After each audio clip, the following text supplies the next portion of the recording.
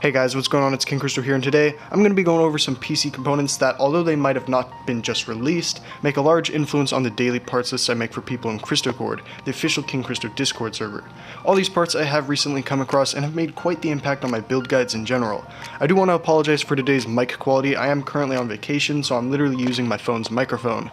Without further ado, let's get into it. So a lot of these products are not necessarily going to be CPUs and GPUs, but more the products that go along with those. First up, we have the Cooler Master Hyper 212 Black. It can be gotten for around $30 and is what I would consider to be a very budget-friendly upgrade to a stock cooler. It's also the predecessor of the Hyper 212 Evo, however it looks about 20 times better, which is what allows me to easily put it into parts lists every day. I know the cooling performance is quite a bit better than, say, a Ryzen or Intel stock cooler, and it doesn't break the bank for, say, a $500 or $600 budget build. Next up, we have Team Vulcan's new Z-Series memory.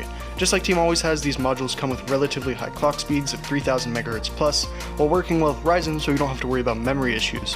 The largest factor, however, would be the even more competitive pricing than before. You can pick up dual channel kits for this memory for $40 for 8GB or just $60 for 16GB. Another important aspect of the build guides on a daily basis is the storage I include. Specifically, SSDs are so much cheaper than they used to be. You can get a Crucial BX500, a SATA SSD aimed towards the budget market, as a 480GB model for just around $50. This has completely eliminated the need for me to recommend hard drives in budget builds, which overall improves the boot up times and overall loading of a PC by up to 5 times. They also are more reliable because they don't have any physically moving parts.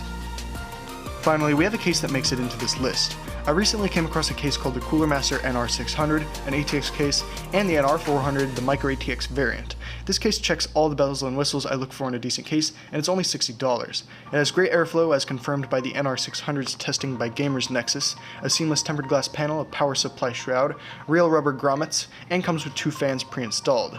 Another rather large thing is that compared to the Thermaltake H18 tempered glass, the case I used to recommend before the NR400, is that it is a bit wider, so we'll have no issues fitting a decent CPU air cooler like the Hyper 212 Black I mentioned earlier. So those are a lot of the parts that I've been recommending just about daily to members in ChristoCord and have had a lot of influence on my recent budget parts lists. If you're interested in joining ChristoCord, the link is down below, and I'm always up for answering any questions you may have. Without further ado, this is Christo signing off, and peace out.